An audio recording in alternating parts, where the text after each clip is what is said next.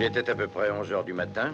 Je portais mon complet bleu marine, une chemise bleue, une cravate avec pochette assortie, des souliers noirs, des chaussettes de laine noire à baguette bleu foncé. J'étais impeccable, rasé, et je n'avais pas bu. J'étais l'image même du détective privé tiré à 4 épingles. J'avais rendez-vous avec 10 millions de livres sterling.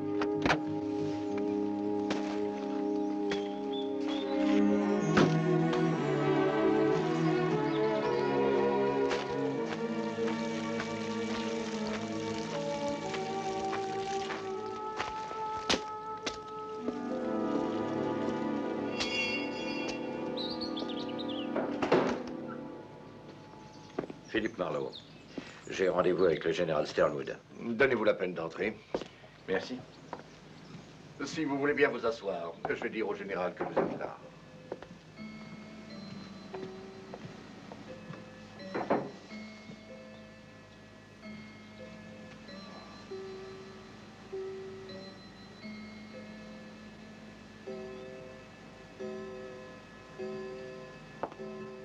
Qu'est-ce que vous êtes grand. Je ne l'ai pas fait exprès. Vous êtes aussi bel homme. Vous vous appelez comment? Sauveur Ellie, le grand Saint-Bernard. Qu'est-ce que vous faites? Je suis détective. Américain? Oui. Après la guerre, j'ai jamais retrouvé le chemin de mon pays. Vous vous moquez de moi? Mais non, je ne me permettrai pas. C'est vrai que vous êtes grand. Oh vous me plaisez beaucoup. Et doucement. Le général va vous recevoir, monsieur Marlowe.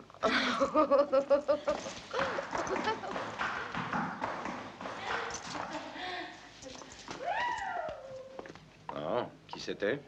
Mademoiselle Camilla Sternwood, monsieur. Oh, il faudrait sevrer cette gosse, elle est à l'âge limite.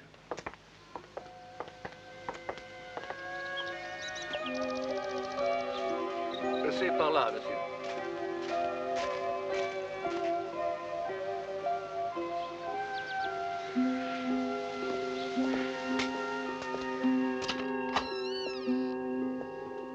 Je vous en prie.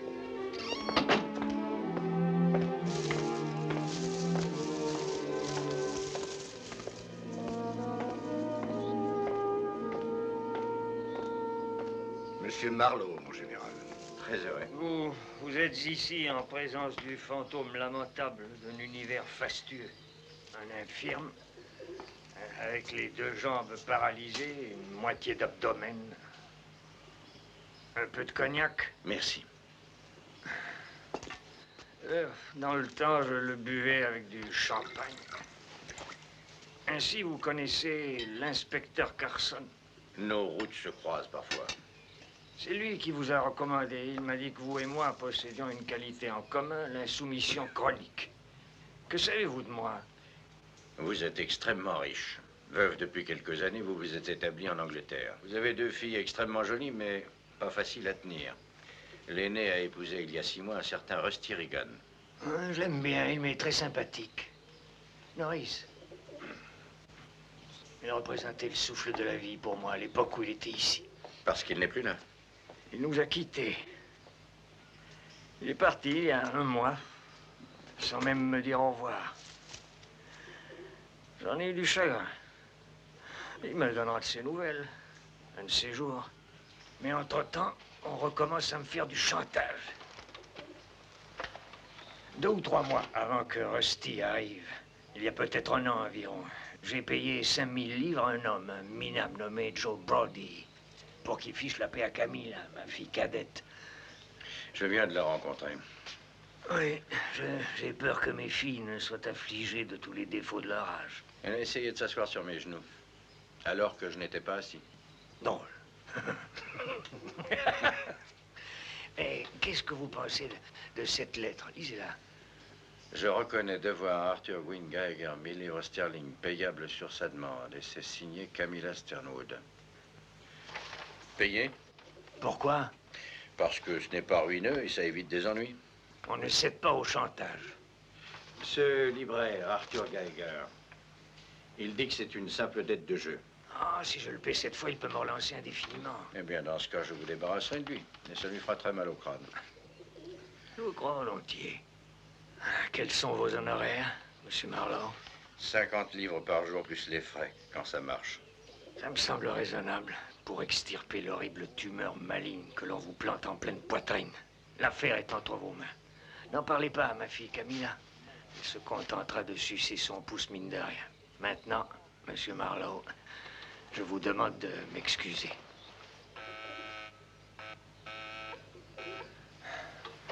Je me sens fatigué.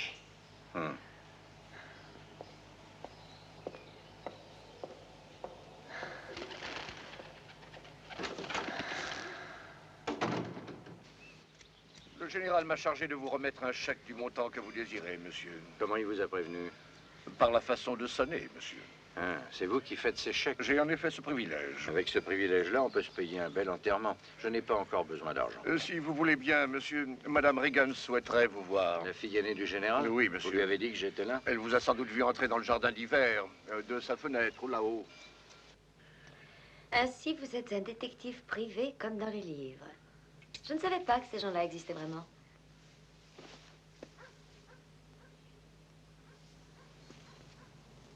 Qu'est-ce que vous regardez? Les ennuis qui se préparent. Comment avez-vous trouvé papa? Très sympathique. Il adorait mon mari. Ah, Rusty. Rusty amusait papa, il l'enchantait. En ce qui me concerne, je ne pouvais pas en dire autant. A-t-il dit quelque chose à propos de Rusty? Oui, il en a parlé. Il veut le retrouver? Eh bien, oui et non. Qu'est-ce que c'est que cette réponse de Normand? J'ai horreur de vos manières. Elles font aussi mon désespoir quand j'y pense pendant les longues soirées d'hiver. De quoi avez-vous peur, Madame Reagan? Que vous ne soyez pas venu le voir pour mon mari? Parlez-en au général. Ce n'est pas utile. Je vous en prie, Monsieur Marlowe.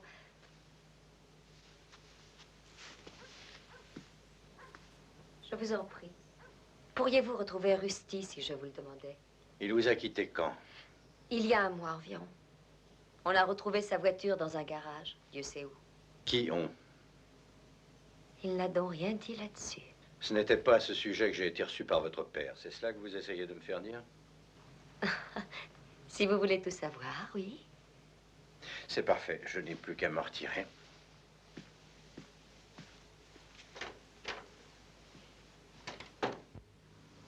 Je devais reconnaître qu'elle avait de très jolies jambes. Je fis quelques recherches sommaires, quoique le boulot que m'avait refilé son père était plutôt un boulot d'avoué.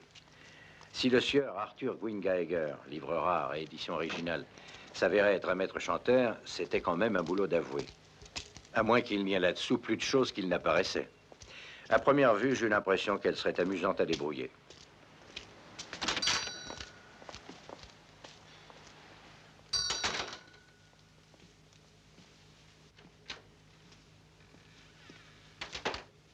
Vous désirez, monsieur? Auriez-vous un Chevalier Audubon, 1840, l'édition complète? Non, nous ne l'avons pas pour l'instant. Auriez-vous le Ben-Hur, 1860? Celui avec un erratum à la page 170. J'ai bien peur que non. Vous vendez des bouquins? Et ça, qu'est-ce que c'est? Un poisson rouge?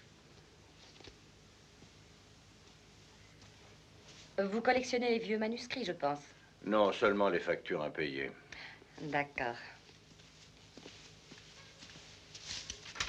Est-ce que M. Geiger reviendra bientôt? J'ai bien peur que ce soit assez tard. Eh bien, il y a là un excellent fauteuil qui me tend les bras. Il reviendra probablement très tard. Oh, ce n'est pas grave. Je n'ai pas grand-chose à faire, sauf attendre et revoir ma leçon de trigonométrie dans l'espace. Oui. Oui, bien sûr.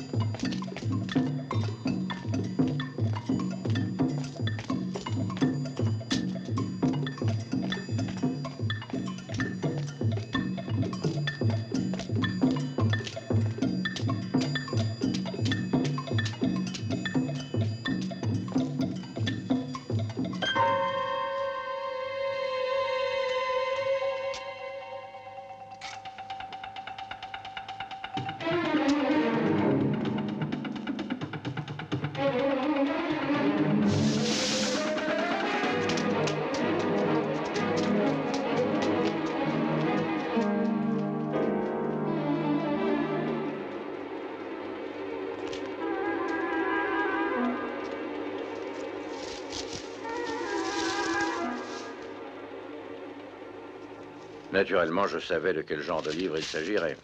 Luxueusement imprimé et incroyablement cochon. Un livre loué dans une librairie porno très sophistiquée. En revenant à la boutique, je m'étais renseigné sur M. Arthur Gwynne Geiger, le libraire. J'avais appris qu'il était âgé d'une 50aine d'années, grand, et qu'il portait un œil de verre, et qu'il conduisait une Alvis beige.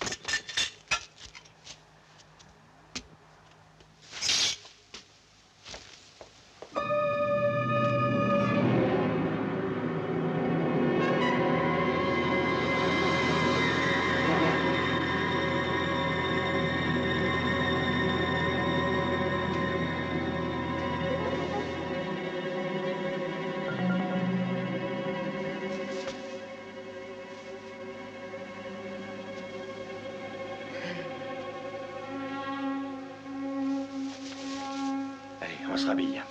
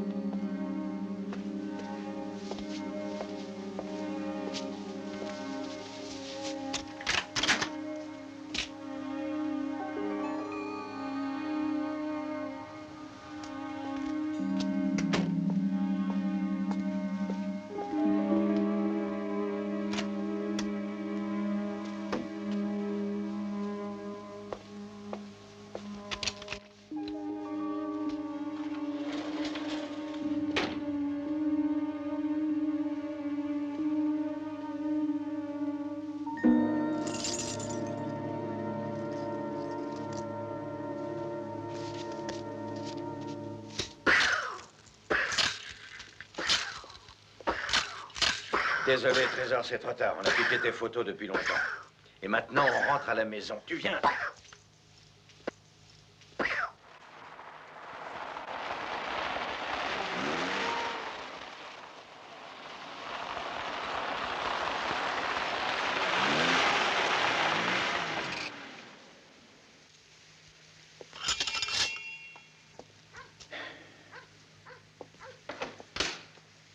Oh, bonsoir, monsieur. Bonsoir.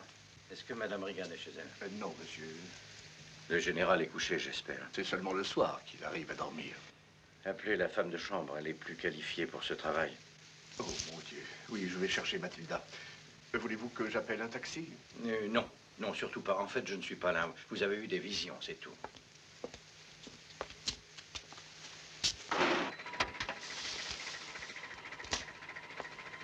Merci.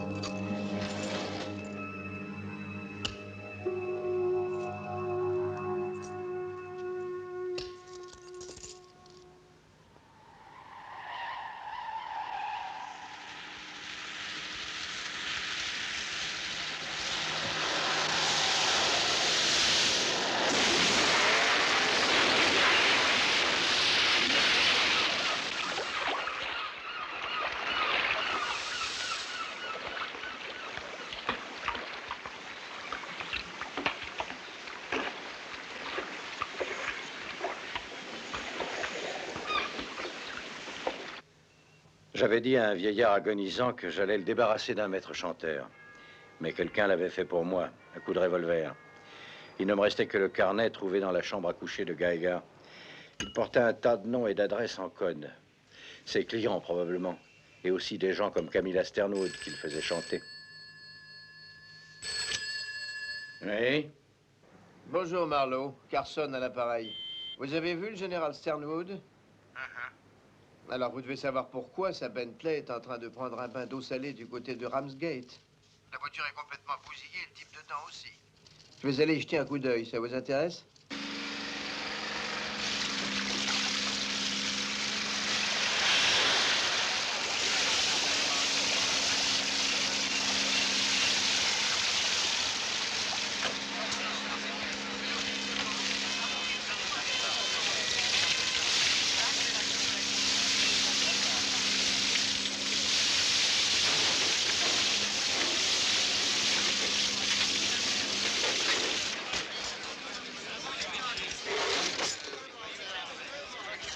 Racontez-nous ça. C'est par là qu'il a sauté. L'impact a dû être méchant. À 1 h du matin, on était à marée haute. Personne n'a rien vu par ici.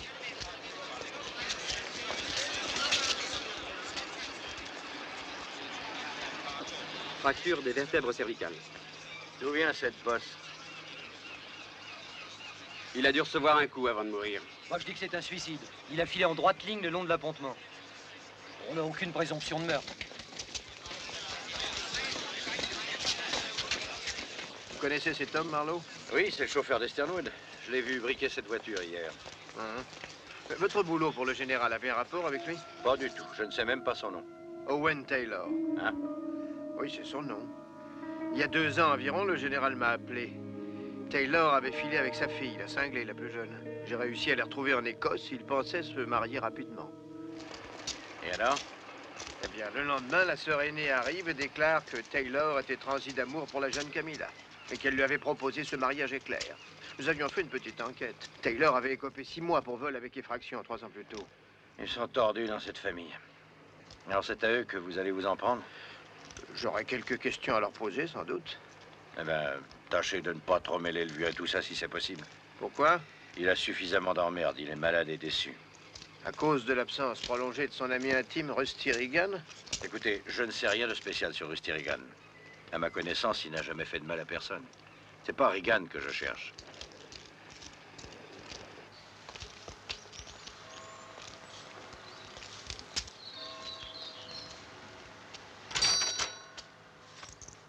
Ah, c'est vous. Monsieur Geiger est là aujourd'hui? Non, justement, il n'est pas là. Mais au fait, qu'est-ce que vous vouliez? Et je plaisantais naturellement au sujet de ces éditions originales. Je suis obligé d'être très prudent. J'ai un article qui peut intéresser votre patron. Un voyageur de commerce. Eh bien, repassez demain. Non, vous charriez, je suis du métier, moi aussi. S'il est malade, j'irai chez lui, ça m'est égal. J'ai pas la vie devant moi. Mais ça ne servirait à rien. Je vous ai dit qu'il était en voyage. Alors repassez demain, c'est tout.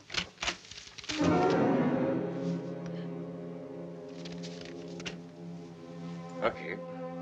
À demain, alors. Je vous laisserai bien ma carte, mais vous savez ce que c'est? Ouais. Je sais ce que c'est.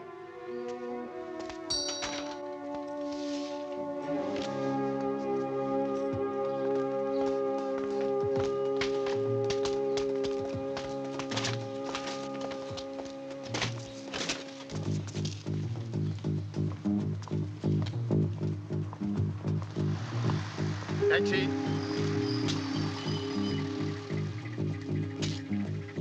Vous pourriez suivre ça? Bah, elle est arrêtée. En supposant qu'elle décide de rouler. Bien sûr. Ok, allons-y.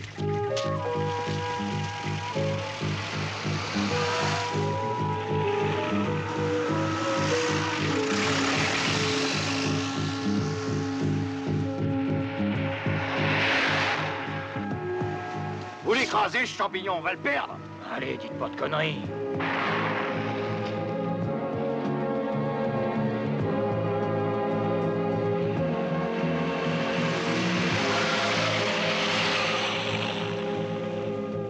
On l'a perdu.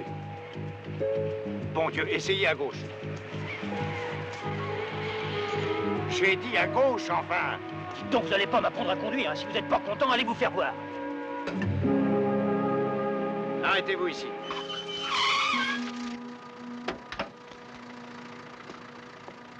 Et le prix de la course? Et le billet de 5 livres que je vous ai donné? Et le pourboire, alors? Sur la sonnette de la porte, un nom, J. Brody.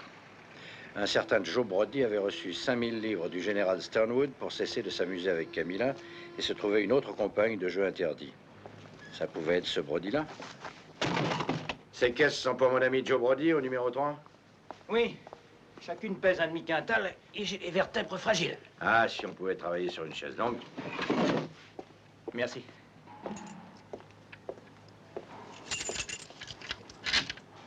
Oh, vous venez de temps en temps à votre bureau.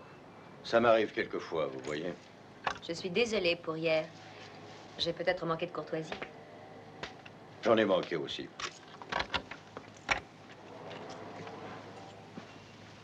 Il n'est pas très brillant, votre bureau. Eh bien, on ne fait pas fortune dans ce métier, si on est honnête. Et vous êtes honnête. Péniblement. Comment se fait-il que vous ayez échoué dans cette ignoble profession? Vous avez bien épousé un trafiquant d'armes. On ne doit pas encore se disputer. Toute la matinée, j'ai essayé de vous joindre. Au sujet de Owen Taylor? Ah, vous savez? Mon ami Carson de Scotland Yard croyait que je savais, mais il en savait davantage. Il m'a appris que Owen voulait épouser votre sœur. Cela n'aurait pas été une si grande catastrophe. Après tout, il était très amoureux d'elle. Et ces choses-là n'arrivent pas si souvent dans notre milieu. C'est de cela que Père voulait vous parler? De Camilla? Il évite encore d'aborder ce sujet. Eh bien, regardez donc ces photos.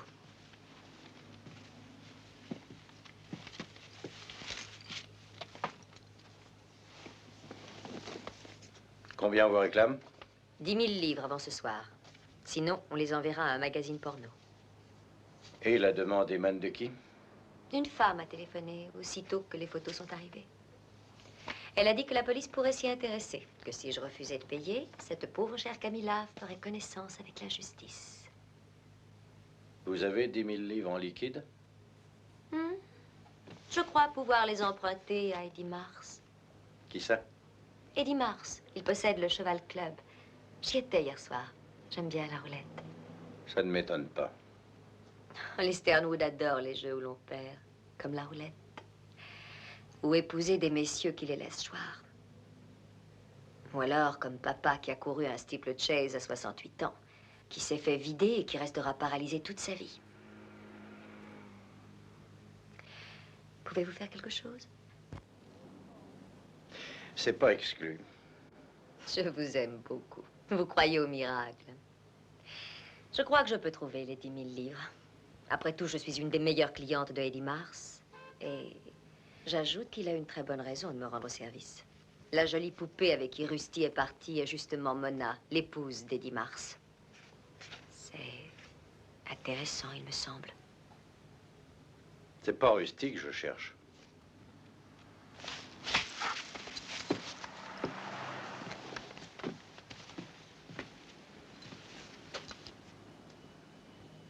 Reconnaissez qu'elle a un petit corps ravissant. Oui. Un jour, il faudra que je vous montre le mien.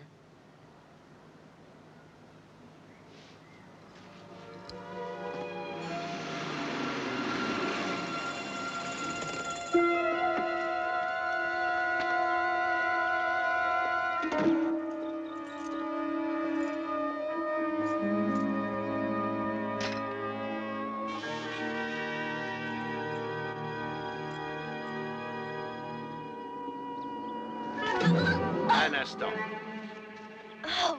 Vous vous souvenez de moi? Sauveur rayé. Venez.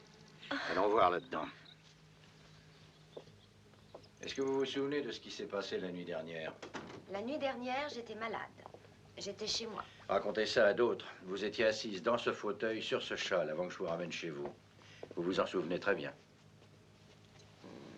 Qu'est-ce que vous voulez? Je veux savoir qui a tué Geiger. C'est Joe Brody qui l'a tué? Joe Brody? Quelle blague. Ah, je vous en prie, ne jouez pas au plus fin avec moi. Sachez que la simplicité est une vertu élémentaire. C'est Joe Brody qui l'a tué? Qui? Elle est folle. Oui, Joe l'a tué. Pourquoi? J'en sais rien. Vous l'avez beaucoup vu ces temps-ci? Je le déteste. Donc si on l'arrêtait pour meurtre, ça vous enchanterait.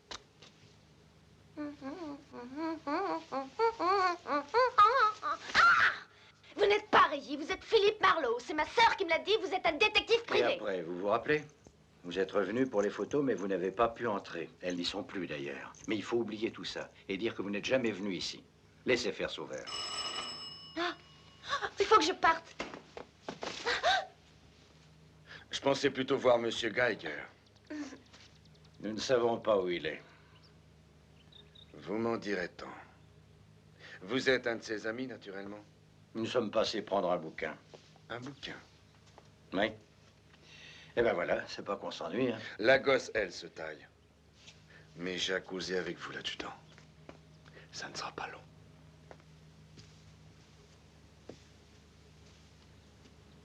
Du sang. Il y en a un paquet. Vous croyez? Il n'y a qu'à appeler les flics. Bonne idée, faites-le.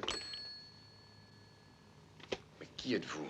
Philippe Marlowe, profession détective. Vous êtes américain? C'est pas honteux? Comment se fait-il que vous ayez une clé? Je suis le propriétaire. Eh ben, bravo. Alors, Eddie Mars, c'est vous. Je savais que vous aviez le Cheval Club, j'ignorais votre intérêt pour le livre porno. J'ai besoin de Geiger pour des raisons personnelles. Je ne me mêle pas de son racket. C'est pour y entrer que vous l'avez descendu. Non, Geiger n'était pas à la boutique aujourd'hui. Quelqu'un est allé déménager son stock de livres. Je tiens à savoir ce que mes locataires trafiquent. Moi, j'ai un propriétaire qui s'en fout. Marlowe, j'aime pas traiter avec les marioles. Alors évitez cette baraque. J'irai plus loin, évitez-moi, d'accord? Bon, je m'évapore. Oh, à propos, comment va Madame Mars? Il me semble que nous avons un ami commun, un trafiquant d'armes, nommé Rusty Regan.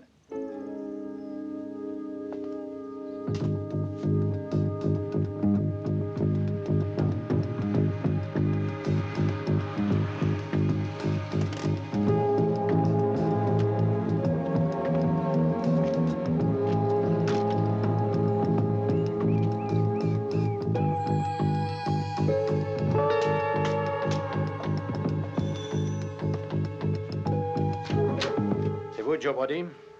Et alors? Vous avez les bouquins.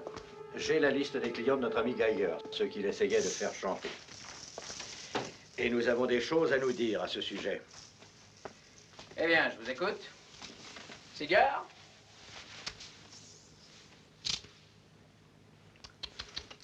On voit beaucoup de revolvers ces temps-ci et très peu de jugeotes. Pourquoi vous êtes venu ici? Faites sortir votre copine aux souliers pointus de derrière ce rideau. Elle doit en avoir marre de retenir sa respiration. Bon, ça va. Agnès. J'étais sûre que ça tournerait mal. J'ai ici la liste des caves, celle de Geiger, rédigée en code. Il doit y avoir 500 noms environ. Si ce sont des clients fidèles de notre ami, je pense que ça représente par an un demi-million de livres de bénéfices. Ça vaut la peine de tuer un homme. Il est fou, Allier. Ferme ton clapet, Agnès. Le chantage, c'est pas un métier tellement intéressant. À votre place, je me contenterai des livres porno. Vous réussirez peut-être à me faire rire. Qui est-ce qui dirige cette admirable raquette? Maintenant, c'est vous. Je n'ai pas tué Geiger. Je connais une personne qui dira le contraire. Ah oui, cette sale gosse en chaleur. Ça ne m'étonne pas. Parfait. Je me doutais bien que c'était vous qui aviez ces photos d'elle à poil. Bon, j'accepterai de l'argent liquide. Nos gens manquent ces temps-ci et Agnès a bien envie de partir ailleurs. Vous n'aurez rien du tout. Vous gagnez.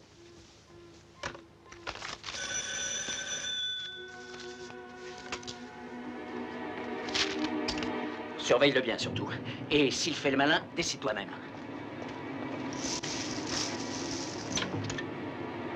Je veux mes photos. Donne-moi mes photos. Non, Joe, rends-moi Attends, mes photos. écoute. Ne nous emballons pas, Camilla.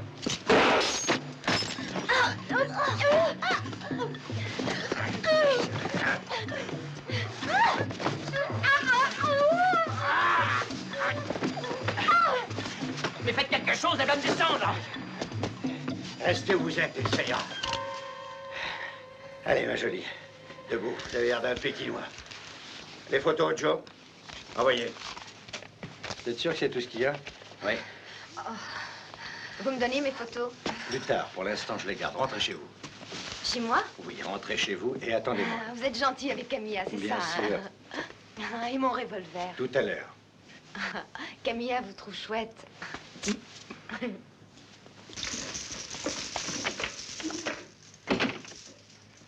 Pourquoi t'as fait chanter Madame Reagan au lieu de son paternel? Bah, j'ai déjà tapé le vieux il y a pas longtemps. Il m'avait payé pour laisser sa connarde de fille tranquille. Moi, je l'aurais laissé tomber pour rien. J'ai pensé que sa sœur aînée trouverait du fric sans douleur. Les affaires vont mal, hein? Je suis bookmaker. Les parieurs ont une veine insensée, ces cons-là. Comment tu t'es procuré ces photos? On me les a envoyées par la poste. C'est un cerveau, mon Jules. Mais alors, drôlement prépané. Bon, vous avez vos photos. Je ne crois pas que vous irez voir les flics. Personne n'a rien contre moi. Excepté 2 petits meurtres. Ben, qu'est-ce que ça veut dire? Où étais-tu à 10h30 la nuit dernière? J'ai cru qu'on pouvait peut-être persuader Geiger de s'adjoindre un bon associé. J'ai voulu d'abord savoir s'il était protégé, mais je n'ai vu que des femmes entrer chez lui. La nuit dernière, c'était Camilla Sternwood. Alors je fais le tour de la maison et je vois une Bentley marron garée là. Je savais que la Bentley appartenait au Sternwood. J'étais un familier de la maison quand j'étais avec Camilla, alors j'ai attendu. Oui, et alors? J'ai attendu une dizaine de minutes, puis je suis allé vers la maison. J'ai vu quelqu'un y entrer par la porte de la cuisine.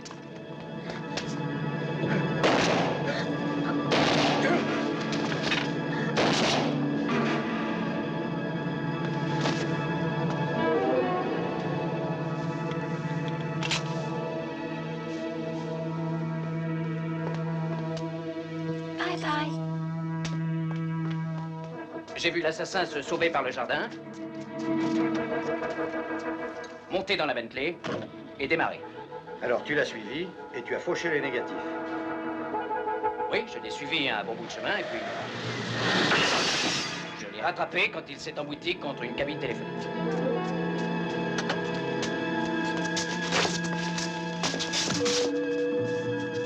J'ai développé les photos et quand j'ai vu que Geiger ne venait pas à la boutique, ne répondait pas au téléphone chez lui, j'en ai déduit qu'on l'avait buté.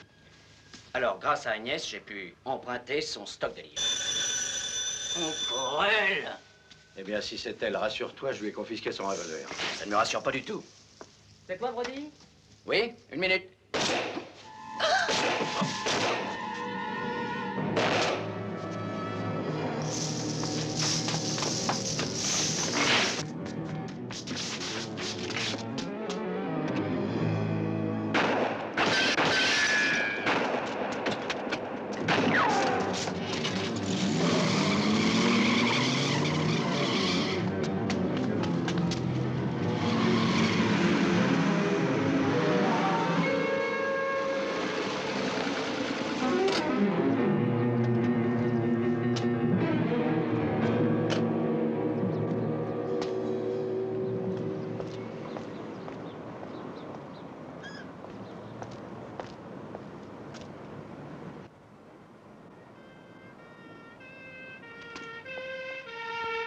C'est les flics ou moi?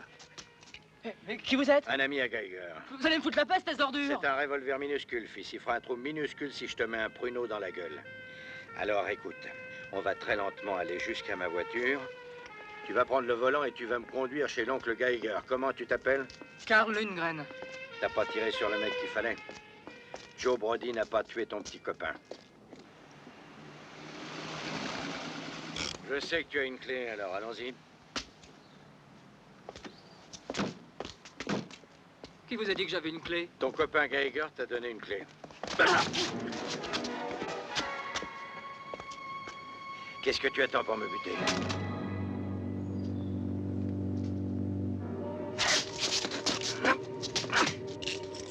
Il semble que 3 personnes possèdent une clé de cette maison.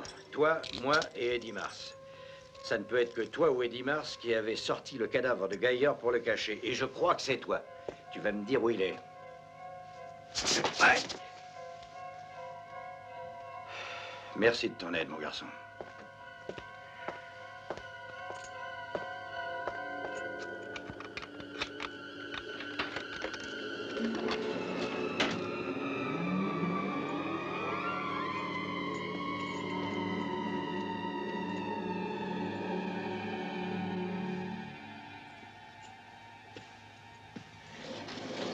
Les voici donc alignés devant les juges et le public. 58 jeunes femmes parmi les plus jolies du monde concourent pour le titre envié de Miss Univers. Voici d'abord Miss Guatemala, une Qu'est-ce que vous dites? ravissante- J'ai été très occupé. Je n'ai pas arrêté depuis que je suis sur cette affaire. Il est temps de tenir une petite conférence. 80, des yeux bleus.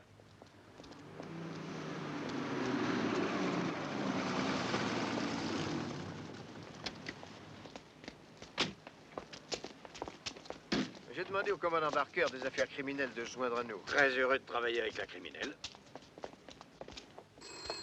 Bonsoir, Jim. Bonsoir, Stéphane. Vous allez bien? J'étais au milieu d'un dîner. Eh bien, qu'est-ce qui se passe? Monsieur Marlowe est un détective privé et il a arrêté ce jeune homme, Karl Lundgren. Ce garçon venait de tuer 2 heures avant un certain Brody, habitant Randall Way. Et vous nous l'amenez? Pas Brody, mais le môme. Willis, quelles sont les données du crime de Randall Way? Le cadavre d'un certain Joe Brody avec 3 balles dans la peau. Une petite brune, Agnès Lozel. Elle était dans l'appartement au moment du crime. Elle n'a pas vu l'assassin. Et c'est tout? Tout ça s'est passé il y a 1 heure. Monsieur Marlowe vient de nous livrer l'assassin présumé de Joe Brody. Voici son revolver. Racontez-nous ça, Marlowe. Vous savez qu'une voiture a été repêchée à Ramsgate ce matin avec un macabé dedans. Non. C'était le cadavre d'un chauffeur au service d'une famille très riche, les Sternwood. La nuit dernière, ce chauffeur a tué un homme, un certain Arthur Geiger. Marlowe, je ne tiens pas à entendre ça une deuxième fois. Tant qu'à faire, on va enregistrer votre déposition. Je leur ai tout raconté. En omettant 2 faits sans trop savoir pourquoi. J'ai omis la visite de Camilla à Brody avant sa mort et celle d'Eddie Marsh chez Geiger dans l'après-midi. J'ai raconté le reste de l'histoire telle qu'elle s'était passée. Signé. Ainsi, selon vous, Owen Tyler, le chauffeur, s'est suicidé. Oui, c'est mon avis. Qui a caché le cadavre de Geiger? Lundgren, le gosse que je vous ai livré, il n'y a que lui. Il est revenu dans la maison pendant que je raccompagnais Camilla et il a traîné le cadavre de Geiger jusqu'au garage. Rentré chez lui, il a regretté ce geste. Alors il est revenu coucher le cadavre de son ami sur le lit. Bien, nous gardons les livres. Ça, c'est pour vous. Ce sont les billets envoyés au général Sternwood. Merci. Et laissez-moi vous dire, cher monsieur, que je suis un ami intime du vieux général. Je n'aime pas le voir soumis au chantage de toutes ces crapules. Mais à la longue, je sais que ces filles finiront par faire des bêtises qu'on ne pourra pas étouffer. Il y a eu d'autres choses avant Geiger. Ça s'est déclenché avec la disparition de Rusty Regan. Qu'est-ce qui s'est déclenché?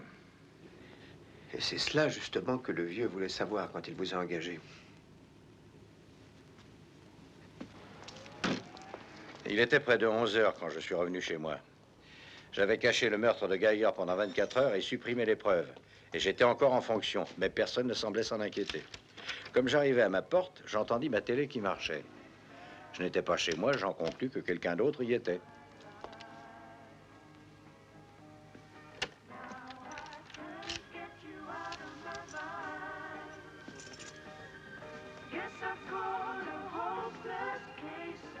On a l'air bien méchant ce soir.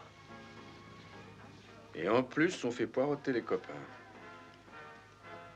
Je dois appuyer le flic à 10 mètres, puis te reclaquer pour causer. Trop claqué pour bouffer, trop claqué pour réfléchir.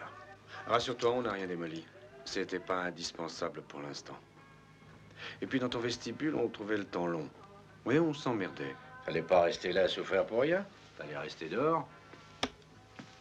Bon, alors écoute-moi, l'adjudant. Ça paye de me servir. Mais je suis méchant quand je suis mal servi.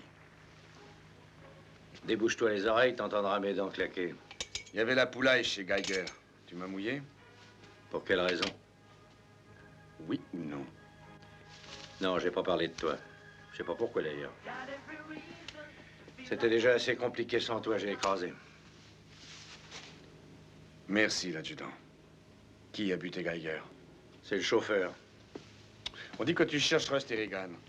Oui, il semble que plusieurs personnes le croient, mais c'est pas vrai. Eh bien, au cas où tu le chercherais, je pourrais te refiler un tuyau. Alors, viens me voir un de ces 4 matins chez moi, au club. Pourquoi pas? Tu vois, Marlowe, j'ai comme l'impression qu'on pourrait bien se marrer à notre prochaine rencontre.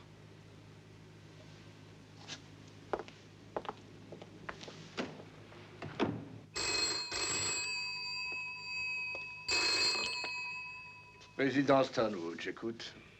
Philippe Marlowe, vous vous souvenez de moi? Monsieur Marlowe, naturellement. Madame Reagan est là?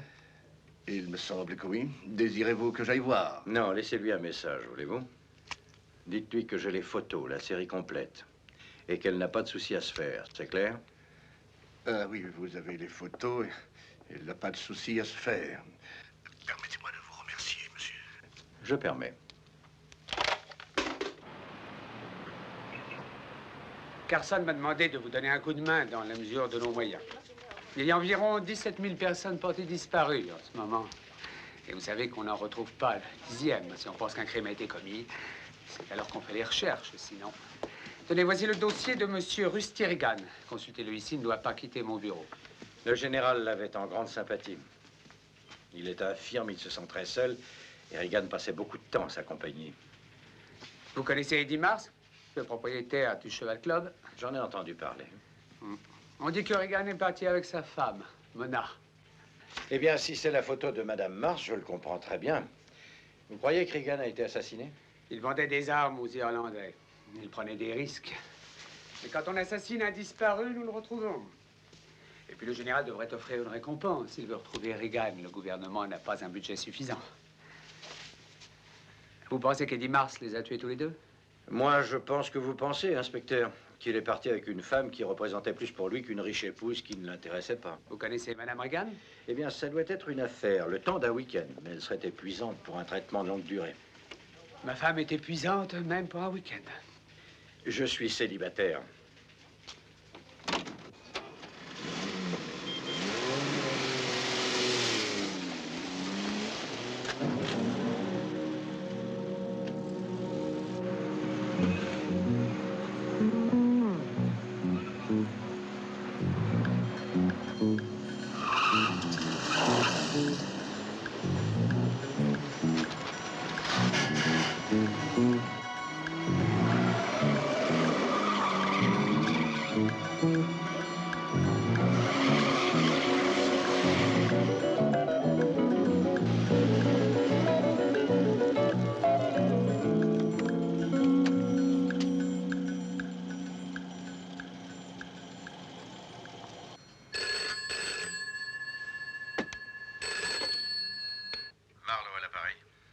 Ici Norris, monsieur.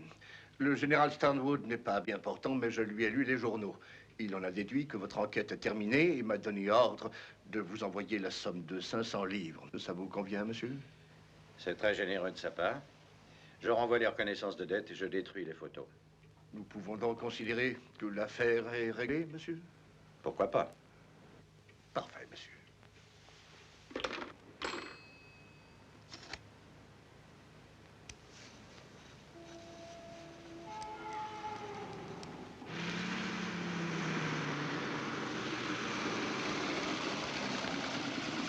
Bonsoir, monsieur. Bonsoir. Benny, occupe-toi de la voiture.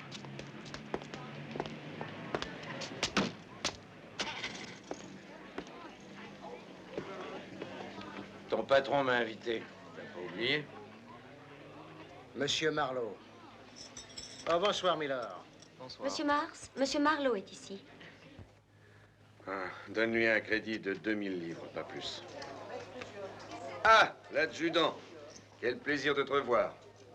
Assieds-toi. Bon, je te sers un whisky. Tu as dit que tu avais un tuyau pour moi. Qu'est-ce que c'est? Tu es déjà venu ici? Non, les jeux de hasard ne m'excitent pas. Vraiment. Une amie à toi est là, elle s'amuse à la roulette. Je crois qu'elle se débrouille très bien. C'est Charlotte Regan. Dis-moi, combien je te dois? Je ne vois pas pourquoi. Pour l'avoir bouclé devant les flics.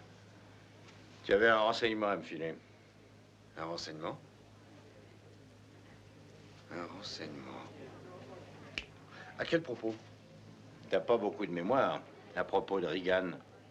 Oh oui, oui. J'ai su que tu avais été mis au parfum par Gregory de Scotland Yard. Tu l'as su? Eh oui, c'est comme ça. On est très copains, tous les deux. Écoute, l'adjudant, t'as été chic avec moi. J'ai l'habitude de payer ceux qui sont chics avec moi. Non, je ne suis pas venu te taper. Je me fais payer pour mon boulot. Ça fait pas des masses selon tes normes, mais je m'en tire. Tu n'aurais pas buté Regan des fois, si? Non. Tu as cru ça, toi? De toi, rien ne peut m'étonner. Je croyais que tu ne t'intéressais pas à Regan. Je connais un de ses amis qui voudrait savoir où il est. Le général Sternwood. Geiger essayait de faire chanter le général. Sans l'avoir dit, le général avait peur d'apprendre que son copain Regan patronnait le chantage. Oui, eh bien, Geiger faisait le coup à tout le monde. Légalement, il n'avait pas de recours. Il essayait. Si on l'envoyait promener avec ses reconnaissances de dette, il laissait tomber. Oui, en tout cas, il a laissé tomber cette fois-ci. Et il est tombé avec. Écoute, fils, tu cherchais Geiger? Geiger est liquidé. T'as fini ton job. Exact. C'est fait et c'est payé. Je crois que je vais faire un tour dans la salle. Cette porte, tu vois, là, elle mène derrière les tables de jeu.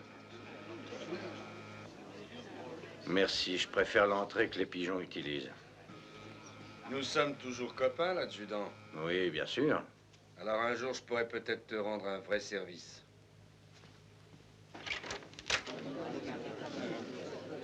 Tu serais pas en train de me faire suivre par un type en voiture, une Humber grise, des fois? Non. Non, pourquoi? Il n'y a pas de raison. Non, il n'y a pas de raison.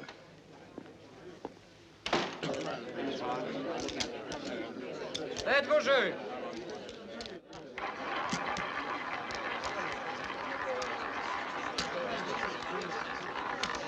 Attention, rien ne va plus. Le 21 rouge, impair et passe. Donnez-moi un martini. Bien, monsieur. Faites vos jeux. Une bouteille de Dom Pérignon pour la dame en rose. Elle ramasse un peu pour changer. 8 fois de suite. Ah, bravo. Merci. Mesdames et messieurs, faites vos jeux. Quoi qu'elle fasse, elle ne peut pas perdre. Vous voulez parier?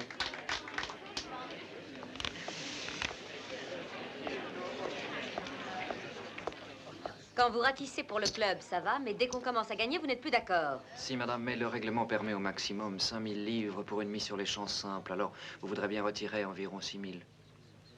Lancez la bille, je vous prie. Je suis désolé, madame, j'obéis aux instructions. Lancez cette bille. Qu'est-ce qui ne va pas, Madame Regan? Oh.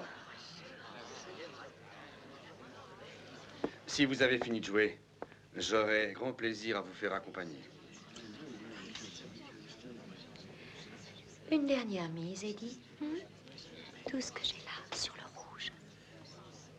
Vous contrevenez à notre règlement. Mais si personne n'a d'objection... Ah non, je trouve ça très drôle. Tenez, voilà, 11 000 sur le rouge.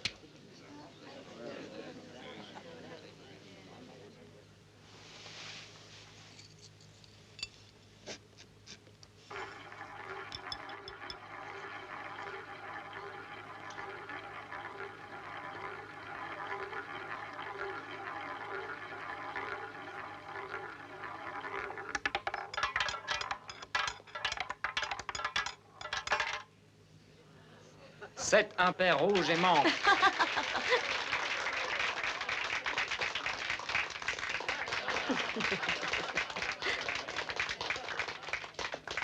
Oh, mais quand on connaît le système. J'appelle votre voiture, monsieur. Non, j'ai envie de marcher.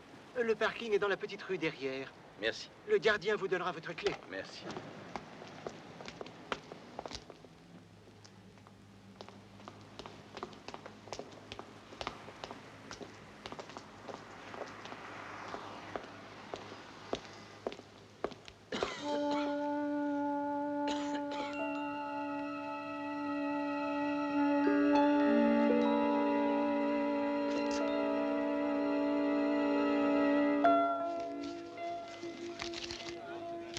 C'est dommage de partir quand vous gagnez. Pas du tout. C'est assez rare.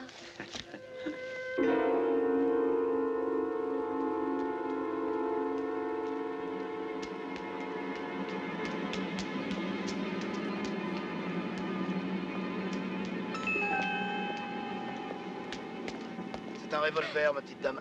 Criez, vous êtes cuite. Bonsoir, Lanny. Je te l'ai toujours dit, ne fais jamais ça. Attention, c'est un gros calibre. Marlowe. T'as deviné juste. Pose le sac bien gentiment entre tes pieds, sans t'énerver surtout. Je ne sais pas ce qu'ils ont les gens, mais on n'arrête pas de m'offrir des revolvers. Cette ville fout le camp. Et casse-toi, Lanny. Et sans rancune, hein. Tu fermes ta gueule et je ferme la mienne. D'accord? Joli travail, Marlowe. Vous êtes devenu mon gorille ou quoi? Oui, on dirait. Qu'est-ce que vous faites ici? Eh bien, Eddie m'a demandé d'aller le voir. À quel propos? Il croyait que je recherchais un type qui, d'après les rumeurs, aurait filé avec sa femme. Il croyait juste? Non, il se gourait. Alors, pourquoi êtes-vous venu? Il voulait savoir la raison pour laquelle je recherchais un type qui, d'après les rumeurs, avait filé avec sa femme. Et il vous a dit pourquoi? Il n'a rien dit.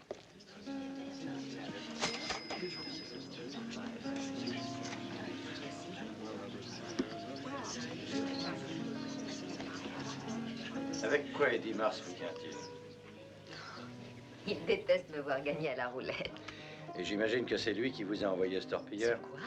Le type au revolver. Seriez-vous un torpilleur? Non, ils sont du mauvais côté de la barricade. Est-ce qu'il y a un bon côté? Avec quoi il vous tient, Eddie Mars? Vous voulez dire s'il a une prise sur moi? Oui. Vous êtes très spirituel. Je n'ai pas la prétention d'être spirituel. Comment va le général? Pas bien. Je ne voudrais pas qu'il meure en haïssant ses enfants.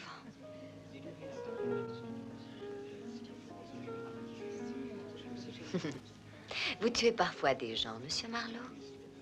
Vous êtes un tueur. Moi? Vous êtes un de ces tueurs froids et sans pitié, au cœur sec. Vous avez trop d'amis dans le milieu pour en être convaincu. Ce sont tous des lopes si on les compare à vous. Ah, ça.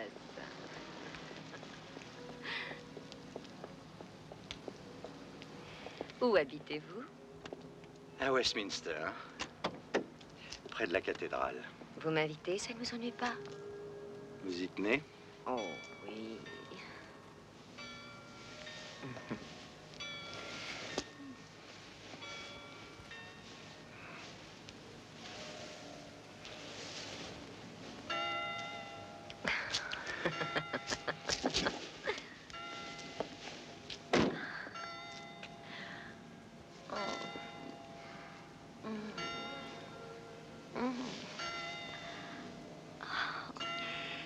Avec quoi Eddie Mars vous tient?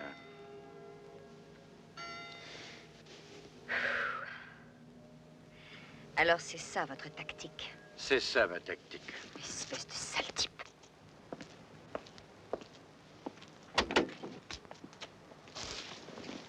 Vous êtes vraiment dégueulasse. Écoutez, vos lèvres sont très agréables, mais votre père ne m'a pas engagé pour faire l'amour avec vous. Comment Eddie Mars vous tient-il? Si vous dites encore ça, je pousse des hurlements. Allez-y, ne vous gênez pas. Mais qu'est-ce qui vous fait croire qu'Eddie me tient? Je vous en prie. Voilà un type qui vous laisse ramasser une fortune et puis qui vous lance dans les pattes un truand chargé de la récupérer. Et ça ne vous étonne pas du tout. Il était très au point, son numéro. Voulez-vous que je vous dise? Vous avez une technique formidable avec les femmes. Vous ne voulez pas être une sœur pour moi? Si j'avais une lame de rasoir, je serais tentée de vous trancher la gorge pour voir ce qui en sortirait. Quand nous nous sommes rencontrés, je vous ai dit que j'étais détective. C'est un métier, ma chère amie. Ça n'est pas un jeu.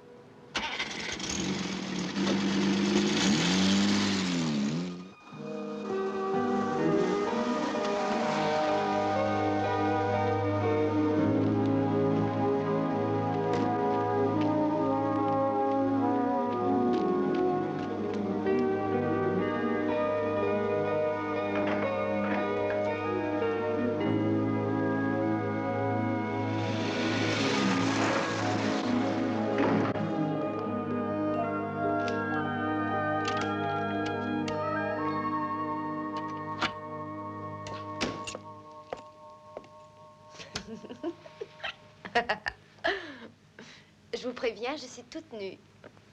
Entre nous, le contraire m'aurait étonné. Vous attendiez une seconde et je vous disais, je parie que vous êtes toute nue. Vous êtes chouette.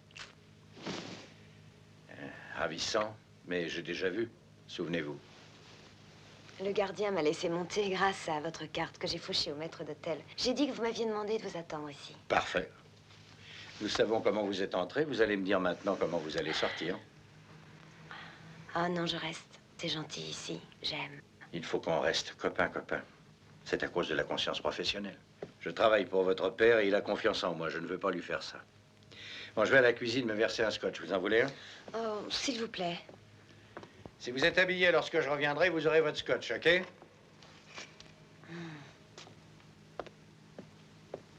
Donnez-moi ça. Oh non, non, pas dans cette nuit. Vieux con. 3 minutes pour te rhabiller et rentrer chez toi. Si tu n'es pas dehors dans 3 minutes, c'est moi qui te jetterai dehors et tu te rhabilleras dans le couloir. Allez, exécution.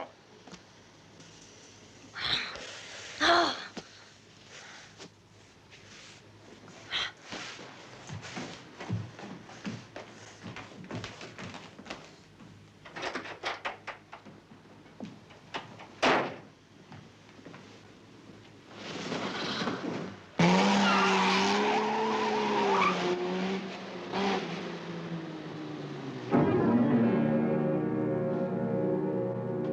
Le lendemain matin, la Humber grise m'attendait dans la rue.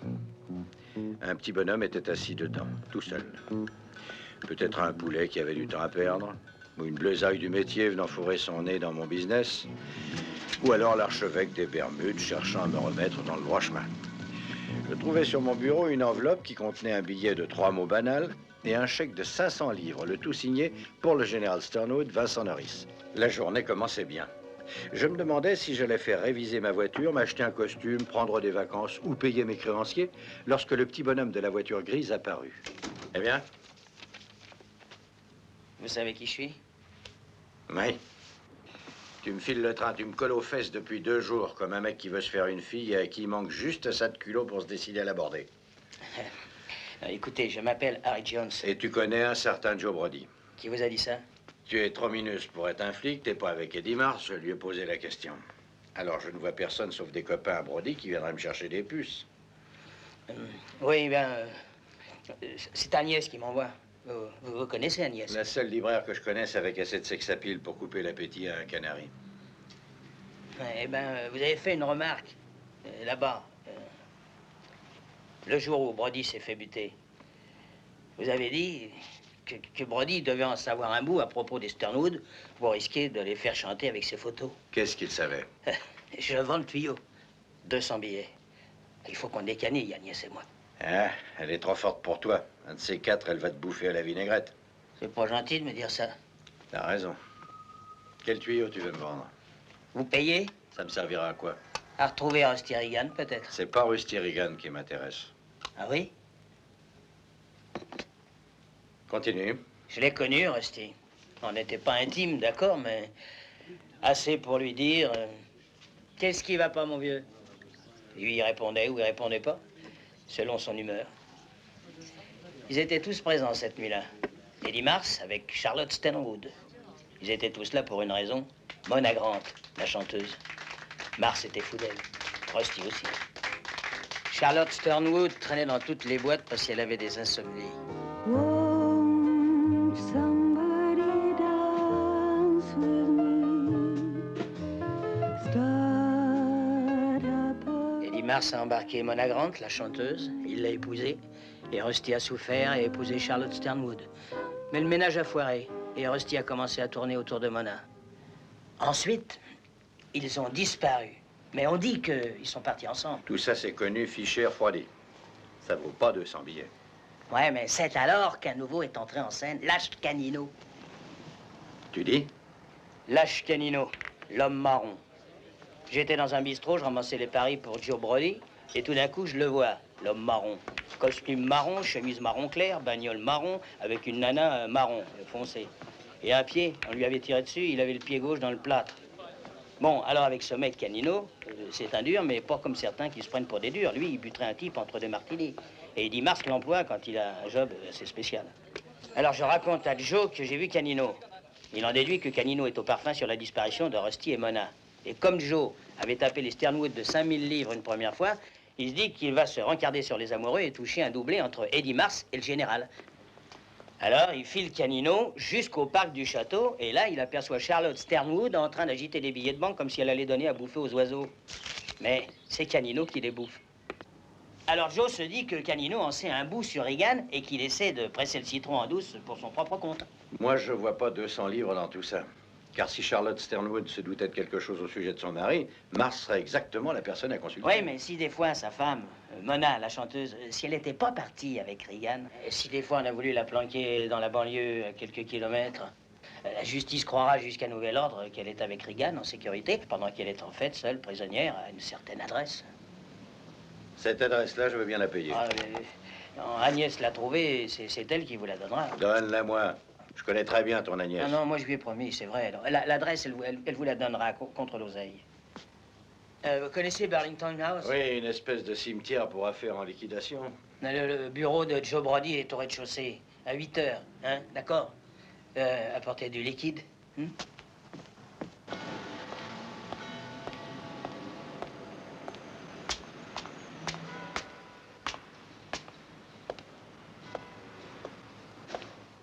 Harry, Eddie n'aime pas que tu ailles voir les détectives privés. C'est vilain. Vous savez pas si je l'ai vu? Marlowe raconte à Eddie Mars qu'un petit bonhomme lui filait le train dans une grosse Humber grise. C'est ta bagnole, Harry. Agnès veut lui vendre des tuyaux. On a besoin de pognon, on doit se tailler. Qu'est-ce qu'elle a à vendre, Agnès? Mais les photos de la petite Sternwood, celle que Geiger avait prise. D'après les tuyaux que nous avons, Marlowe a ses photos depuis longtemps. Non, Agnès en a mis plusieurs de côté en cas de... Et où c'est qu'elle crèche, ton Agnès? Moi, j'en sais rien, mais je ne veux pas qu'elle soit mêlée à cette histoire. Pour l'amour du ciel, je vous en prie. Oui, voilà. Elle est au 68 Red Lynch Court à Kensington.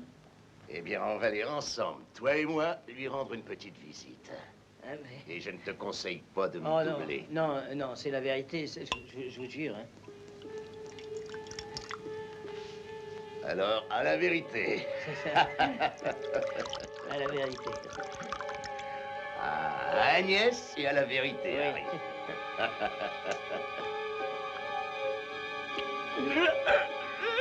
Harry.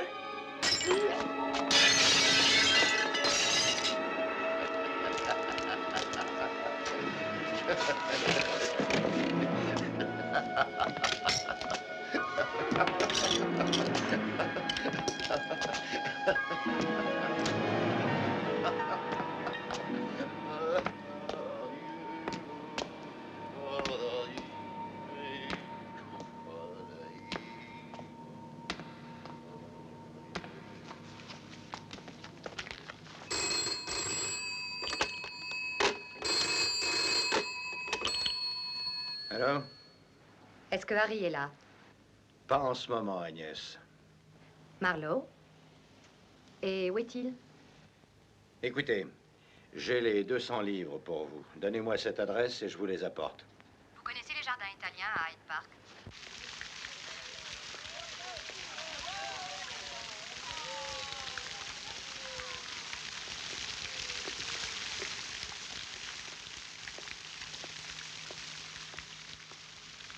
Donnez-moi l'argent.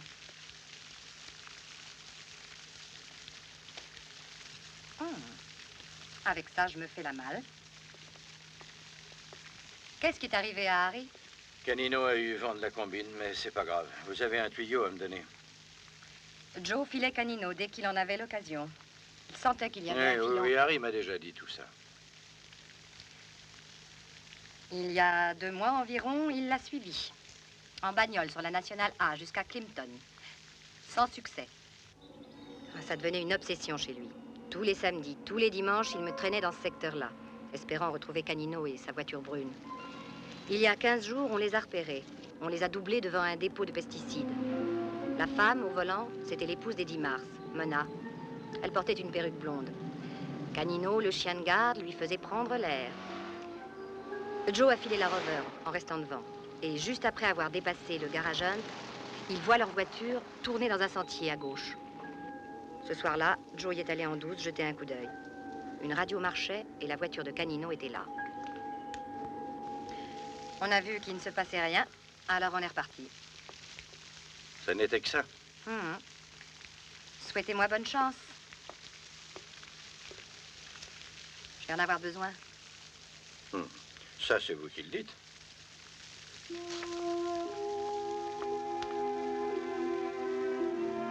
Agnès quittait la scène pour toujours.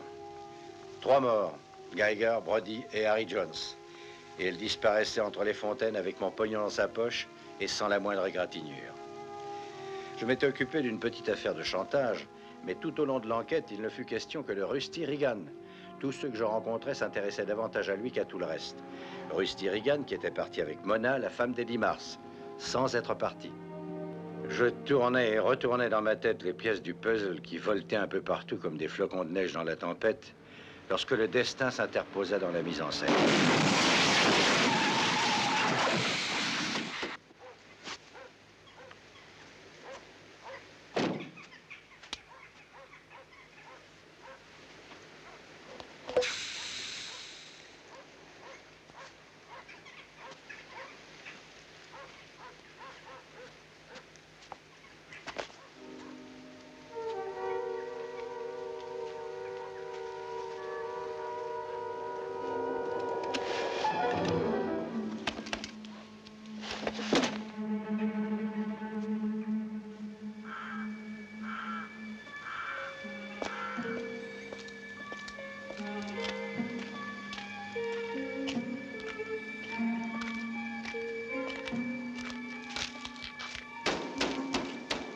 Fermé.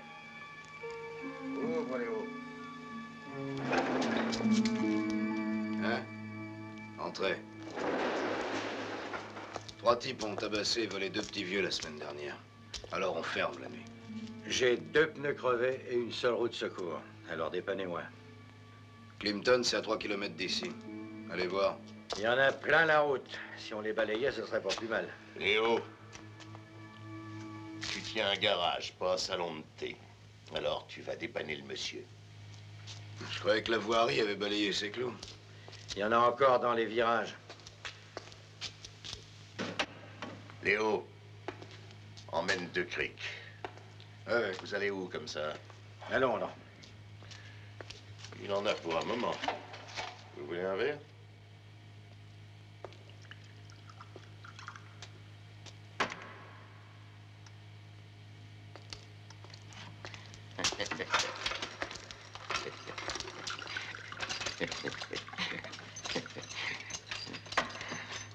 Vous vous êtes couré, c'est pas la route de Londres. J'ai pris le mauvais tournant, sans doute. Ah oui.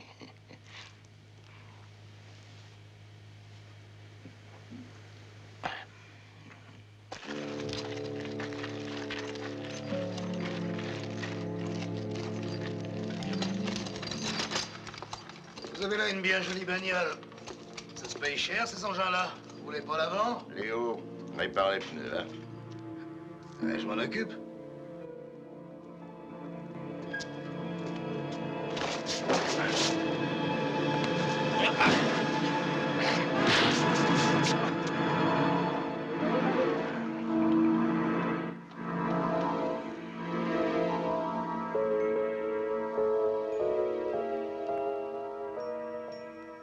Bien dormi, Monsieur Marlowe?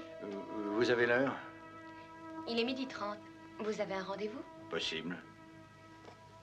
Où sont ces messieurs? Ils creusent ma tombe? Ils ont dû sortir faire une course. En vous laissant seul?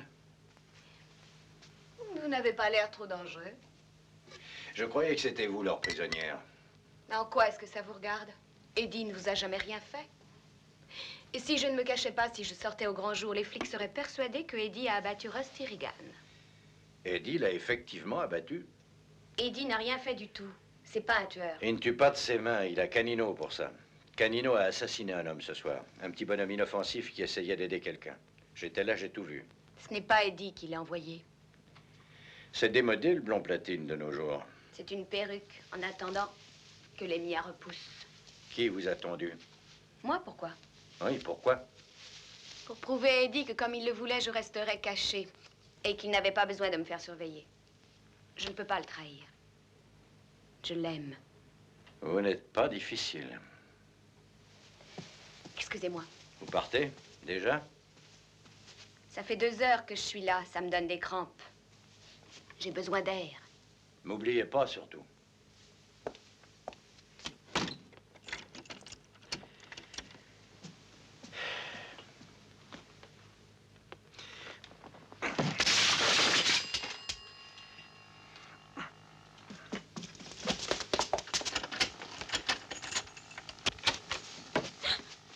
J'étais seul et triste, alors j'ai passé un coup de fil.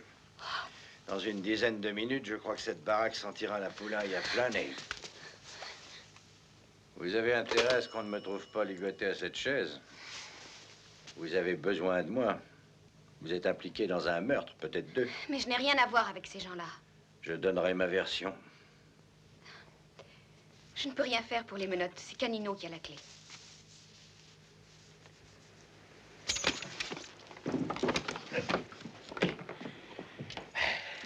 Vous feriez mieux de m'accompagner si vous tenez à la vie.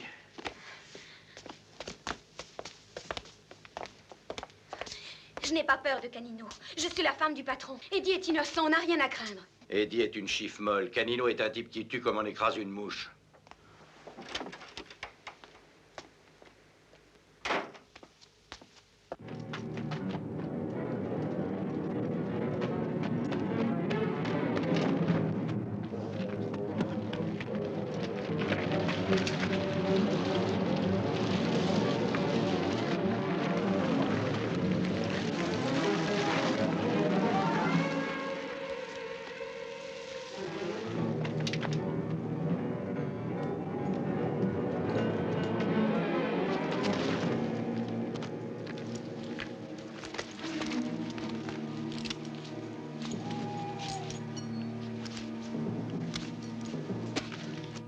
Quoi? Comment? Ça veut dire quoi, introuvable? Non, pas de message. Attends un peu que je le dise à Eddie. Parce que je lui dirai quelle connerie monstre tu viens de faire. Allez, ramasse tes affaires, on fout le camp.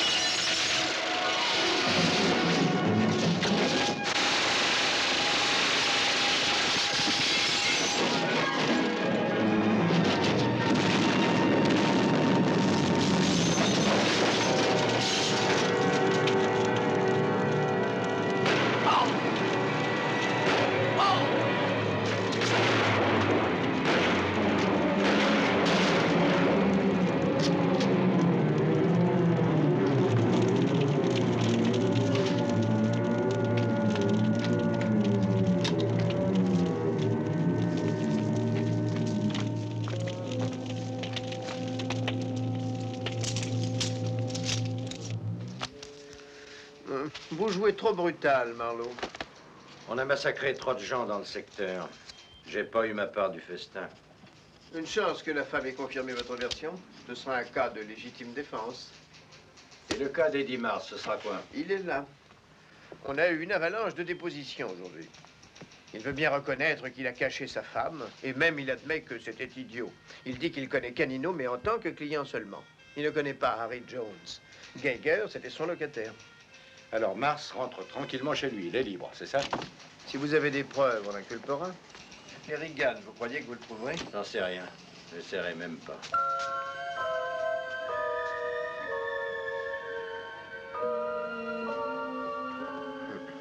Dans la vie, ce n'est jamais le héros qui s'en va avec l'héroïne. Alors il faut lire des romans.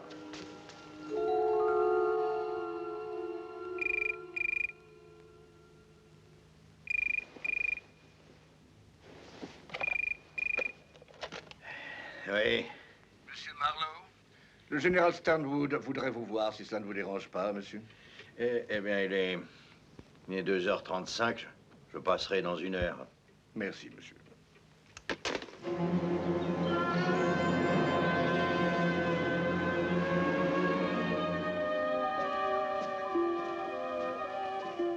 Allez-y, monsieur. Je vous en prie. Monsieur Marlowe, mon général. Asseyez-vous, monsieur Marlowe.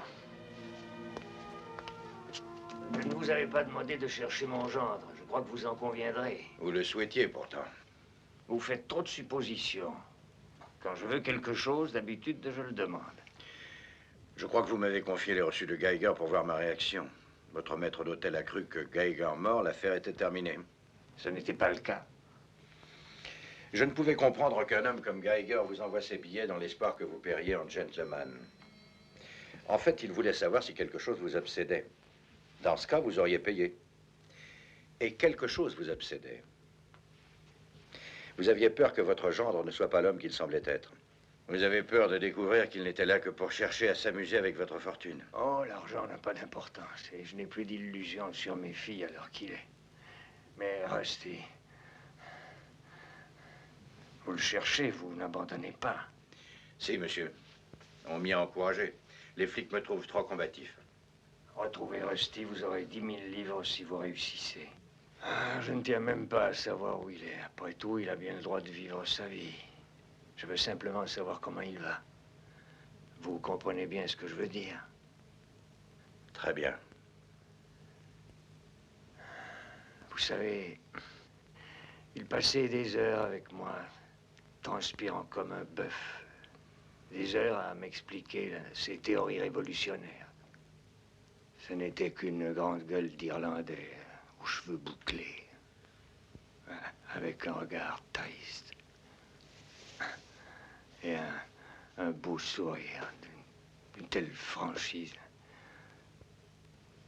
Je connais peut-être mal la nature humaine, mais ce type, c'est quelqu'un de bien.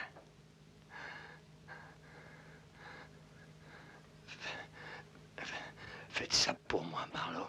Trouvez Rusty.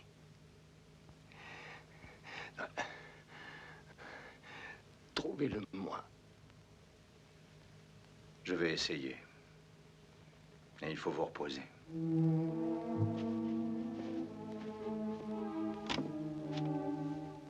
Je ne suis sans doute qu'une vieille bête sentimentale. Et non le soldat que je croyais être. Il était épuisé. Il ressemblait plus à un cadavre que la plupart des cadavres. Mais il avait eu la force de demander ce qu'il voulait. Rusty Reagan. Reagan qui n'était pas parti avec Mona la chanteuse. Je sentais la solution toute proche. Peut-être ici même, dans la propriété des Sternwood. On s'amuse? Vous êtes furieux contre moi? Il me semble que pour des gens riches, vous et votre sœur, vous ne rigolez pas souvent.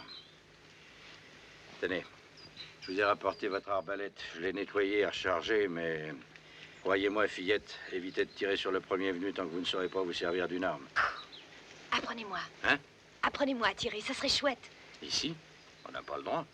Je connais un coin, là-bas, dans les vieilles ruines. On y va? D'accord.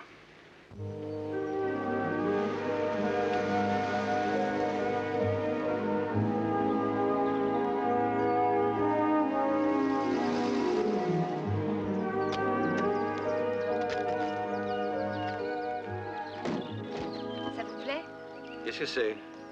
Une vieille ruine romaine d'il y a 2000 ans. Faites attention, il est chargé. Vous allez viser cette boîte de conserve, d'accord?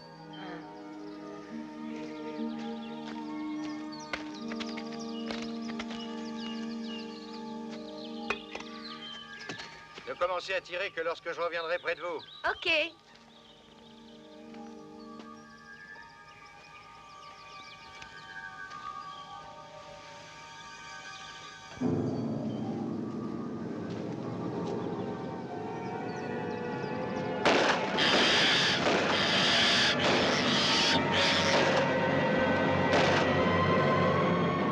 Vous savez que vous êtes chouette.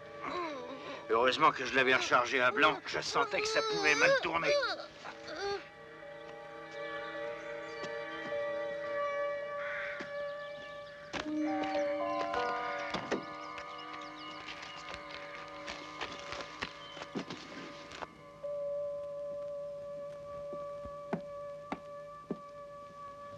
Vous vous fichez éperdument de nous tous ici, n'est-ce pas? Hier soir, vous tuez un homme. Maintenant, ma pauvre sœur est malade parce que vous l'avez terrifiée. Alors, vous êtes muet? Comment va-t-elle? Oh, je n'en sais rien, comme ça. On a réussi à l'endormir. Qu'est-ce que vous lui avez fait? Absolument rien. Je suis passé à la maison après avoir vu votre père. J'ai rendu à Camilla un objet qui lui appartenait. Elle voulait apprendre à tirer. Elle voulait me montrer de vieilles ruines. Elle voulait aussi me tuer. Elle a vidé tout le chargeur sur moi, les 6 balles. Charmante nature, n'est-ce pas? Il faudra le prouver. Prouver quoi? Qu'elle a voulu vous tuer. Vous étiez seul, vous ne pouvez rien prouver. Je pensais à une autre circonstance, alors que ce revolver était chargé de vraies balles. Je pensais au jour où Rusty, votre mari, a disparu. J'ai trouvé Camilla dans mon lit un soir, complètement nue. Je l'ai jetée dehors. Regan avait dû la repousser un jour de la même manière. On ne fait pas ça à une fille comme Camilla.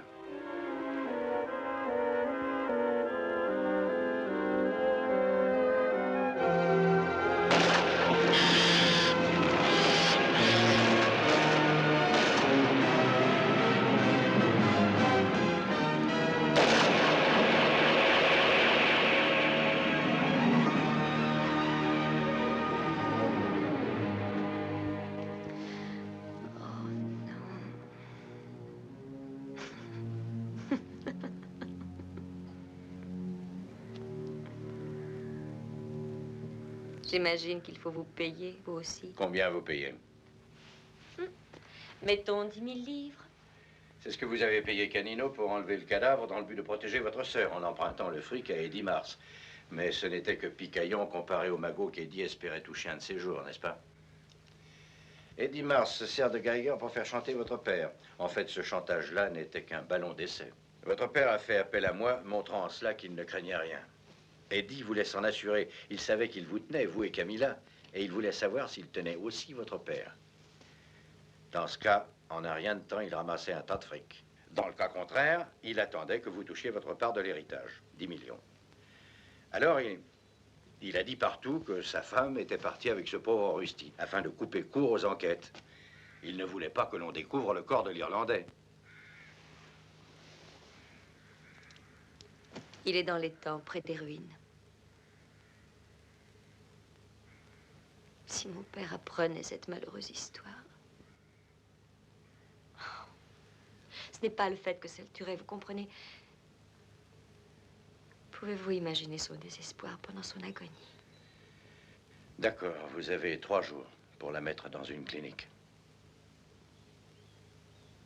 Quoi? Vous ne voulez pas d'argent? Aussi.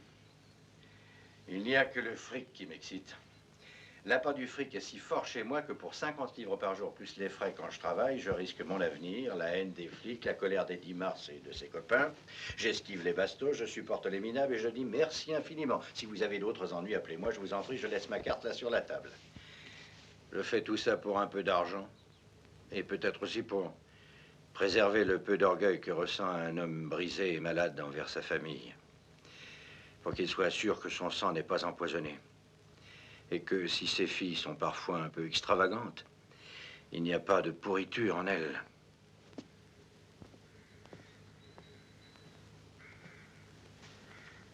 Mettez-la quelque part où on ne laisse pas traîner des pistolets, des rasoirs et de la drogue. Elle pourrait même se retrouver guérie. C'est pas exclu.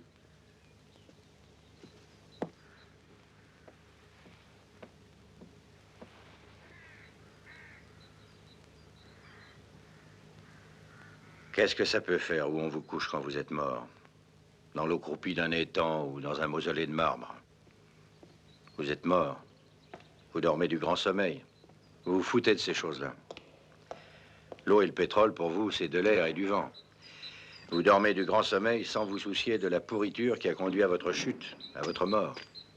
Maintenant, j'ai sur moi un peu de cette pourriture. Beaucoup plus que Rusty Reagan. Par le vieux bonhomme, lui restait propre. Il pouvait reposer tranquillement dans son lit à baldaquin, les mains exsangues croisées sur les draps, et attendre. Son cœur n'était plus qu'un bref murmure irrégulier. Ses pensées grises comme la cendre. Et tout à l'heure, lui aussi, comme Rusty Reagan, s'endormira du grand sommeil.